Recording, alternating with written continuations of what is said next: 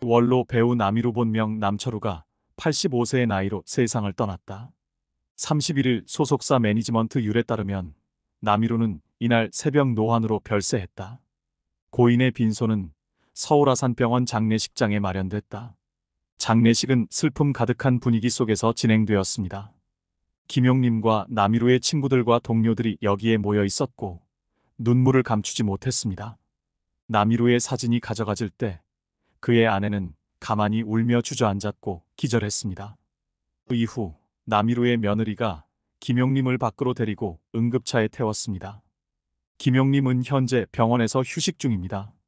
김용림의 건강 상태는 일시적으로 안정되었습니다. 그녀는 지난 한 달 동안 남이루를 병원에서 돌보느라 심각한 피로를 겪었습니다. 인터뷰에서 김용림은 남이루의 삶에 대해 이야기하며 눈물을 감추지 못했습니다. 내 가족의 삶은 외부인이 생각하는 것처럼 평온하지 않습니다. 종종 나는 이혼을 고려해 본 적이 많았지만 남이루는 내게 이 삶에 대한 희망을 가져다 주었고 시어머니의 압박으로부터 나를 구해 주었습니다. 김용림은 남이루가 종갓집 장손이자 외아들이다 보니 시집살이가 만만치 않았다고 합니다. 그녀가 털어놓기를 자신은 시부모님으로부터 정신적인 시집살이를 당했는데 자신이 부잣집 막내딸이자 TV 스타였기에 부엌에는 절대 못 들어오게 하셨지만 그 이상의 정신적인 스트레스를 받아서 견디지 못해 첫째 딸을 낳고 남편에게 이혼하자고 선언하게 됩니다. 그러자 남편은 일주일만 여유를 달라고 했고 그것이 지금까지 수십 년이 이어지게 된 것이라고 하는데요. 김용림은 배우로 얼굴이 알려졌기 때문에 남편과 부부싸움을 할 수가 없었고 집에서는 시부모님 때문에 싸우지 못했고 자동차 안에서는 기사 때문에 못 싸웠고 또 다방에서는 사람들이 자신들을 쳐다봐서 싸우지를 못했다고 합니다. 결국 남이루는 어머니가 김용림을 심하게 대한 날이면 아내를 붙잡고 방으로 데리고 들어가서 담벼락을 가리키면서 이게 우리 엄마다. 그러니까 여기다가 욕을 해라라고 하게 되는데요. 사실 보통 아들들은 그러기가 쉽지는 않기에 김용림은 그 말을 듣고 진심으로 감격을 했다고 합니다. 결국 그렇게 김용림은 담벼락에 대고 30분이나 욕을 했고 그렇게 하니까 속이 후련해졌다고 하는데요. 만약 그렇게 욕을 하지 않았더라면 아마 못 살았을 것인데 그렇게 30분이 지나니 그동안 담배만 피우던 남편이 이제 그만해라라고 딱 한마디 했다고 합니다.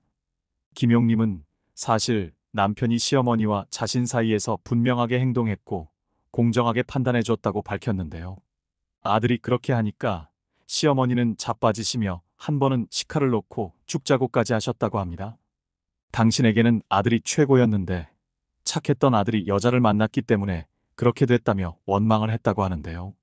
김용림은 결국 시어머니가 죽느니 자신이 떠나야겠다고 생각하고 한때는 딸 양육권까지 고민할 정도로 이혼 생각이 확고했지만 남편이 일주일만 달라고 한 것이 현재까지 이어지게 되었고 아마 남편이 없었다면 자신은 진작에 이혼했을 것이라고 털어놨습니다.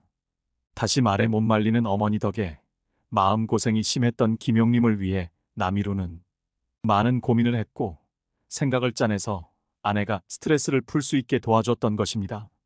그렇게 열심히 활동하며 세월이 흘러 어느덧 아들 며느리까지도 보게 된 남이루 부부는 며느리 김지영을 누구보다 배려해주고 굉장히 좋은 관계로 지냈다고 하는데요. 김지영은 시어머니 김용림이 항상 잘 챙겨주시고 자신이 촬영 분량이 많아서 잠도 거의 못 자고 밥도 잘 먹지 못하는 것을 아시니까 촬영장에 오실 때마다 음식과 약을 싸다 주신다고 밝혔습니다. 김용림은 본인이 과거 고부 갈등을 심하게 겪었다 보니 자신은 며느리에게 일을 안 시키고 며느리가 알아서 잘하기도 하지만 자신이 며느리를 미워하면 자신의 아들이 괴로워지기 때문에 언제나 며느리를 미워하지 말자고 생각한다고 하는데요. 그렇게 어느덧 8순이 훌쩍 넘은 고령의 나이가 되어버린 김용림은 아직도 현역에서 왕성하게 활동하고 있지만 자신도 나이가 들면서 몸이 조금만 불편해져도 더 이상 겁이 난다고 합니다. 자신보다 훨씬 젊은 배우 김자옥이 별세했을 때도 조문하며 슬퍼했던 그녀는 땀이 조금만 나도 괴로워지고 목이 쉽게 잠기기도 하며 감기에 허리 디스크까지 왔지만 오히려 그럴수록 자신의 운동이든 스트레스든 자신을 더 내몰고 나아가려는 방법으로 극복하려고 한다는데요.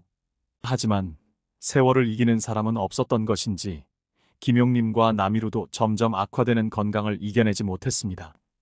결국 넘어지는 사고를 당하며 치료를 받아 회복을 했지만 그 후유증으로 결국 세상을 떠나게 된 것입니다. 모쪼록 인생 마지막에 아픈 몸으로 고생한 남이루가 하늘에서는 편안히 쉴 수 있기를 바라고 남겨진 유족들에게는 심심한 위로를 보내며 삼가 고인의 명복을 빕니다. 최근 유튜브를 통해 배우 김용림 별세 소식이 전해지면서 온라인이 발칵 뒤집혔다.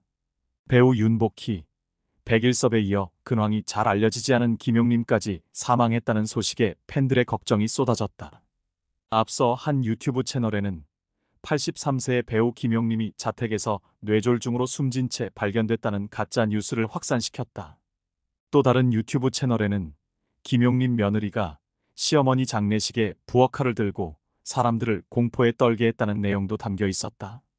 해당 영상에 따르면 김용림은 별세 전 아들 남성진에게 친필 편지를 남겼고 이를 발견한 가족들은 눈물바다가 됐다고 덧붙였다. 김용림 별세 소식을 담은 가짜 뉴스는 불과 일주일 만에 1만 5천회에 달하는 조회수를 기록했다. 다른 가짜 뉴스 채널 역시 영상 공개 후 9시간 만에 조회수 4만, 21시간 만에 6,800회를 기록하며 심각한 상황에 치달았다. 앞서 이러한 채널들은 김동건 아나운서, 신영균, 나훈아, 윤복희 등 한국 연예인들을 상대로 가짜 뉴스를 양산했다. 허위 조작 정보를 담은 가짜 뉴스 유통량은 지속적으로 늘어나고 있으나 이들을 처벌할 수 있는 방법이 없어 피해자는 계속해서 증가하고 있다. 한편 김용림 별세 소식을 접한 누리꾼들은 이번 기회에 가짜 뉴스가 근절될 수 있도록 하루빨리 법적 규제가 마련되길 바란다라고 지적했다. 하지만 일부 네티즌들은 김용림 별세 소식을 사실로 받아들이며 믿을 수가 없다, 삼가 고인의 명복을 빈다, 갑자기 무슨 날벼락이냐 등 반응을 보이기도 했다. 1961년 KBS 성우극회 사기 공채 성우로 데뷔한 것으로 알려져 있고 1964년 드라마인 TBC 눈이 내리는 데를 통해 본격적인 연기자로 데뷔하게 됩니다.